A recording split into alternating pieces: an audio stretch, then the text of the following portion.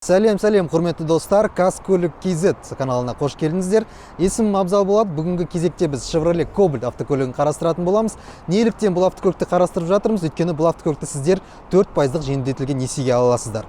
Осы видеоның соңына қарай 4% несие бойынша толық сіздерге расчет көрсетеміз. Және де қанша жарна құю керек бастапқы жарна, және де қанша жылға дейін айына қанша мың теңгеден шығатынын, және де сіз 7 жыл ішінде қанша переплата жасайтын туралы айтып кететін боламыз. Сол себепті видеоны соңына дейін көріңіздер.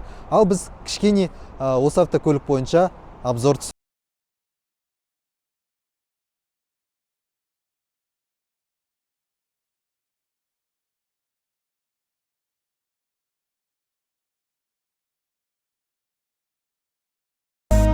Достар, Chevrolet Cobalt өздеріңіз білесіздер. Сыртқы дизайнына келетін болсақ, оны жолда жүріп жүр қазіргі таңда Алматының, Қазақстанның жолдарында.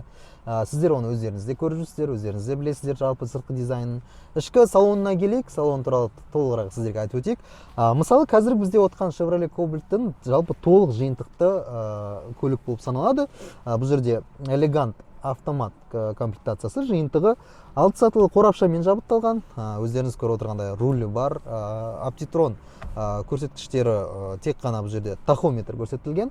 Және де бір қызық жағдай, достар, бұл жерде судың қандай температурада тұрғанын көрсететін датчик жоқ. Оны өзіңіз дополнительно орнатсаңыз болады басқа жеріне.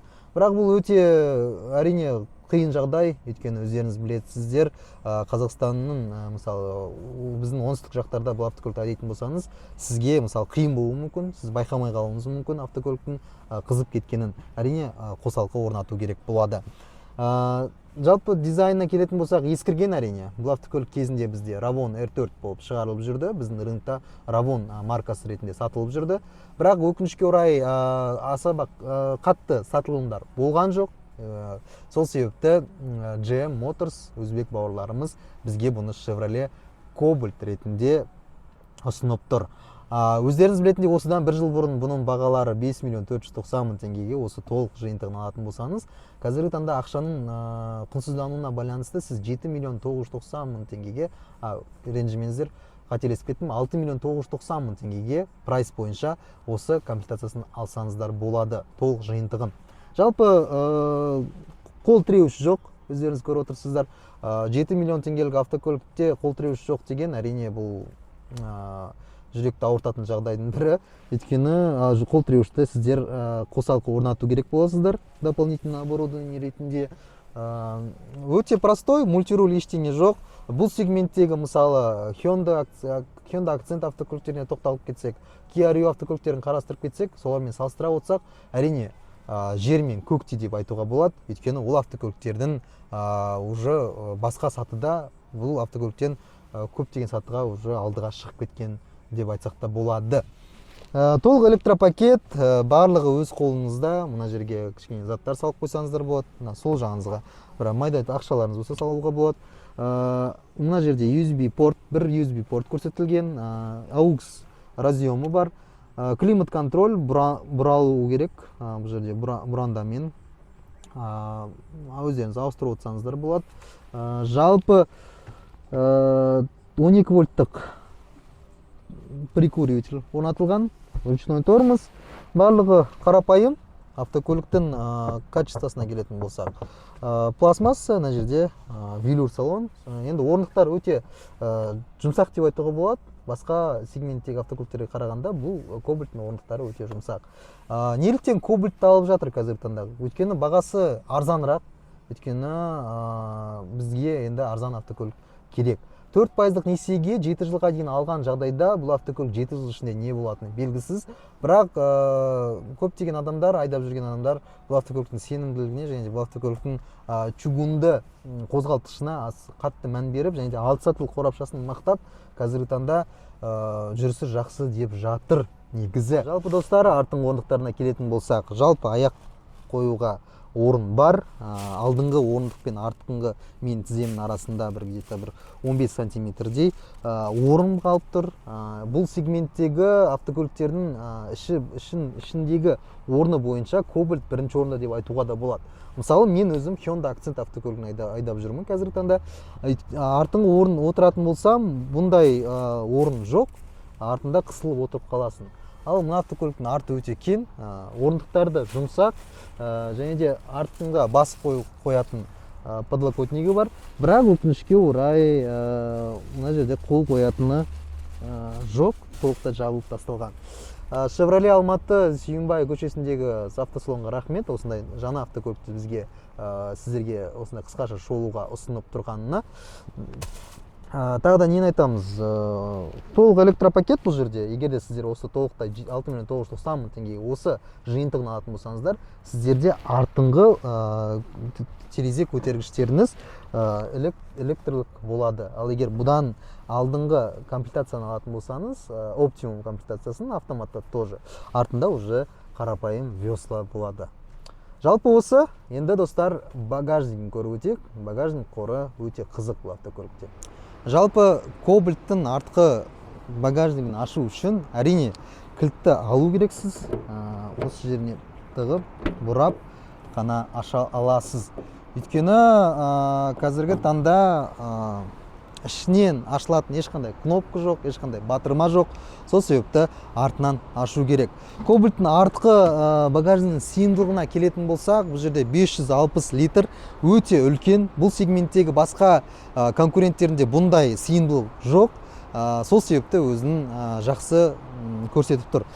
Бұл жерде толық жиынтықты болған соң артында полноразмерный запасное колесо деп аталады. Толық размерлі. Бұдан алдыңғы жиынтықтарында докатка деп аталады, енді орысша, енді қазақша енді бастап келе жатырмыз достар. Сол себепті бізді қолдай жүріңіздер. Егерде бізден қателіктер кетіп жатса, комментарий жазып бізді түзеп отырыңыздар. Сіздер үшін түзеліп толықтай айтып беретін боламыз. Жалпы осы докатка мына жерінде ішінде полноразмерный запасное колесо, домкраты бар, ішінде өзінің ключі бар.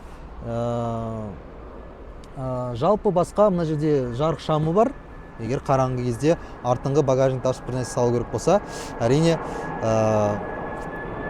жарық шамы сізге көмектеседі. Жалпы қазіргі таңдағы автосалон егерде сіздерге мынандай обшивка беруі мүмкін, доп ретінде, дополнительный оборудование ретінде, және де іштен ашатын, іштен осы багажникті ашатын кнопка салып беру мүмкін. Оны автосалондардан сұрасаңыздар болады. Жалпы достар, біздің жалпы қысқаша автокөлік бойынша шолуымыз осы. Енді несие туралы айтып өтейік. Мысалы, несие туралы әрине толығырақ айтып өтейік. Жалпы бұл автокөлікті сіздер 7 жылға дейін 4% жеңілдетілген несиеге ала аласыздар. Бастапқы жарнамен 10%-бен санаған жағдайда, мысалы, егер де сіз автокөліктің суммасы 7 миллион деп алайық, толық жиынтықтың 7 миллион теңгеге бастапқы жарна ретінде 10% құясыздар, ол 700 мың теңге. Және сол қалған сумманы 7 жылға дейін алған жағдайда сіздерге айына 85 мың теңгеден шығады.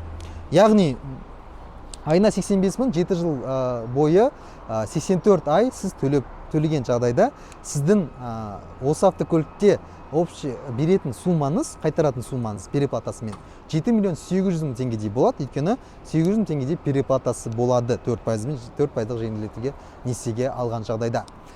Ал енді жалпы қандай документтер керек, қандай заявление беруге қандай документтер керек, соны толығырақ айтып өтейік, бізбен бірге болыңыздар. Жалпы сіздерге қандай документтер керек? Сіздің өзіңіздің удостоверение личностіңіз болу керек. Біріншіден, автосалонға барар алдында. Екіншіден, сіз тұрақты жұмыс жасау керек боласыз. Соңғы алдайда сіздің пенсионный накопленияңызда 15 мың теңгедей ақша түсіп тұру керек. Яғни тұрақты жұмысыңыз болу керек. Сіз бірінші сол екі нәрсеңіз болса, сіз кез келген автосалонға барып, Chevrolet автосалонға өз қалаңыздағы сол жерде отырған банк Центр кредит, немесе Евразиялық банк, немесе Сбербанк, бірақ қазіргі таңдағы Ресей мен Украинаның арасындағы соғысқа байланысты Сбербанк өкінішке орай бізде жұмыс жасап жатқан жоқ толықтай. Сол себепті ол банк заявка өтініш қабылдап жатқан жоқ. Халық банкпен беруге болады, және үшінші банк, сол үш банк арқылы сіз өтініш бере аласыз. Яғни 10%-дық несиеге 10%-ын құйып, мысалы 700 мың теңгесін, қалған сумасын 7 жылға дейін несиеге алсаңыздар болады. Егер сіздерге сол кезде өтініш берген жағдайда, сіздерге банк өтінішіңізді қабылдаған жағдайда, жаңағы одобрение берген жағдайда, сіз енді ары қарай банк развития Казахстана деген бар, содан өзіңіздің суммаңыздың одобрение, сіздің суммаңыздың сол банкке төленгенін күту керек боласыз. Ол енді қазір белгісіз, достар. Жалпы жеңілдетілген несие бастапқы жарнасыз наурыз айының аяғына қарай ашылады деп жатыр. Сол кезде ашылған жағдайда сіз өтініш беріп үлгеру керексіз. Өтініш беріп үлгергеннен кейін сізге сол суммаңызды Банк развития Казахстана бөлу керек болады. Жалпы Қазақстанға қазіргі таңда бүкіл Қазақстан бойынша 100 миллиард теңге операторлықтың бөлінеді деп жатыр. Ол дегеніміз 100 миллиард теңгеміз жалпы айтқанда 75 мың адамға жетеді деп жатыр қазіргі таңда. Бірақ енді өздеріңіз білетіндей, қазіргі таңда 4%-дық несиеге очередьте тұрған көптеген 15 мыңдай, 20 мыңдай адам бар. Соны да ескеру керек. Сол себепті ашылғанын күтіп, өтініш беріп үлгеру керексіздер.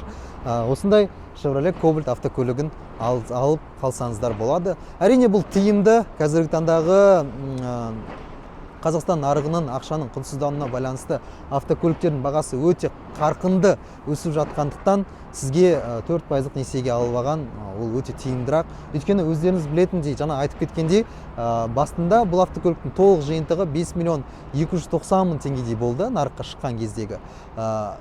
Қателеспесем 4 миллион 890 кездері де болды, бірақ бағасы қазіргі таңда бізде 27 наурыз 2022 жыл қазіргі таңдағы бағасы 6 миллион 990 мың теңге толық жиынтықтың.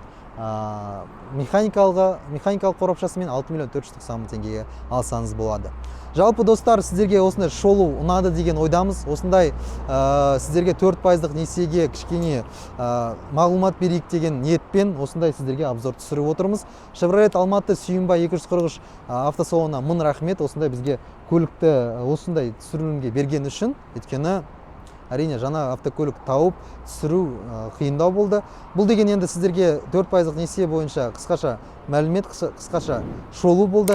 Бізді қолдап осы каналға жазылып отырыңыздар, лайк немесе комментарий жазып кетіңіздер. Комментарийге 7 жылға дейін осы автокөлікті алуға бола ма, 7 жыл ішінде не болатыны туралы жазып кетіңіздер. Техникалық жағын айтпадық, бірақ енді қысқаша айтып өтейін. Бұл жерде 1.5 қозғалтқышы орнатылған, L2S қозғалтқышы, 106 аттың күшін береді, 140 ньютон метр айналу моменті бар. Жалпы қозғалтқыш өте сенімді, өйткені бұл жерде цептік қозғалтқыш деп тұр. Цептік қозғалтқыш өзінің жақсы көрсетеді. Ресурсына келетін болсақ, жалпы завод бойынша ресурсы 300 мың километрге дейін көрсетілген. Бірақ интернет желісінде, ғаламторларда Ravon R4-ті оқып шықсаңыздар, сол туралы отзывты, көптеген клиенттер 600 мың километрге дейін жүрген кездерде болған, тек қана май суын ауыстырып қана. Жалпы осы және де 6 сатылы қорапша орнатылған. Қорапшасы өте мықты, өйткені бұл сегменттегі көптеген производительдер 4 сатылы қорапша ғана қояды бұл автокөлікке. Сол себепті 6 сатылы қорапшасымен орнатылған. Алдыңғы аспасына келетін болсақ, бұл жерде Макферсон орнатылған. Артында торсионный балка деп аталады. Балка тек қана өзінің бір амортизатормен және пружинасымен артында балка орнатылған. Жалпы клиренсіне келетін болсақ, 15 сантиметрдей, 15,5 сантиметр нақтырақ айтқан кезде жермен несінің клиренсі. Дискісіне келетін болсақ, толық жиынтығында сіздер өздеріңіз көріп отырғандай толықтай литый диски деп аталады, енді орысша айта берейік. 195-те 65-те 15-ті аласыз, 15-ші размерлі. Ал егер сіздер оптимум средний комплектациясын көретін болсаңыз, бұл жерде колпакпен штамповка 14-ші размер штамповка орнатылған. Жалпы осы, достар, дизайнына келетін болсақ, тағы да ручка есіктерінің ескі сегменттегі, ескі сегмент болып саналады, ескі неде көрсетілген. Ескі автокөліктерде осындай орнатылған. Жаңа акценттерді көрсек, қазір ол жерде тартпалар өте басқаша болып келеді. Жалпы өсі достар, каналға тіркеліңіздер. Осындай обзорлар ұнаса, Каз көлік KZ каналында толықтай осындай обзорлар түсіретін боламыз. Алдағы уақытта акцентке, одан кейін Kia Rio және де тағы да 4%-ға несиеге ілінетін автокөліктер туралы толықтай осындай обзорлар түсіріп отырамыз. 7 жылға дейін несиеге алуға бола ма? Өздеріңіздің ой-пікірлеріңізді комментарийге жазып кетіңіздер. Сау саламатта болыңыздар. Бізбен бірге болғандарыңызға мың рахмет. Тіркеліп кетіңіздер, бізді қолдап жүріңіздер. Көптеген қазақша контент түсіретін боламыз сіздерге.